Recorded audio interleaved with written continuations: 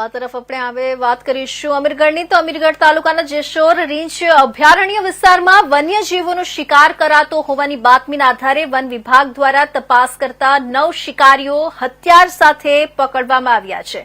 અમીરગઢ તાલુકાના જેશોર રીંછ અભયારણ્યમાં વસવાટ કરતા વન્યજીવોનો શિકાર કરતા 9 શિકારીઓને વન વિભાગ દ્વારા હથિયાર સાથે પકડવામાં આવ્યા છે, જેમાં વન વિભાગ દ્વારા જણાવવામાં આવ્યું હતું કે જંગલ વિસ્તારમાં નીલગાયનું શિકાર કરતા 9 શિકારીઓને 5 બંદૂક સાથે પકડવામાં આવ્યા છે અને તમામને જેલના હવાલે મૂકવામાં આવ્યા છે।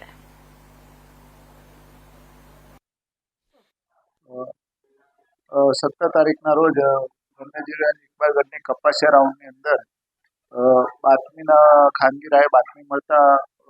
શિકારીઓ જંગલની અંદર ઘૂસેલા છે તે અનુસંધાને વન્યજીવ રેન્જ ઇકબાલગઢની ટીમ, અમીરગઢ રેન્જની ટીમ અને પોલીસ અમીરગઢની ટીમ સાથે આ બાબતે સર્ચ ઓપરેશન કરવામાં આવેલું અને તેની અંદર ટોટલ અંદાજિત 14 જેટલા આરોપીઓની અટક કરવામાં આવી, જેમાં 4 નાસી છૂટેલા અને 9 આરોપીઓને કબજે લીધેલા હતા અને તેની અંદર 5 બંદૂક, કોડી, છરા જેવા હથિયારો જપ્ત કરવામાં આવેલા, જેમાંથી 4 બંદૂકો લાયસન્સ વગરની હતી અને 1 બંદૂક લાયસન્સ વાળી હતી।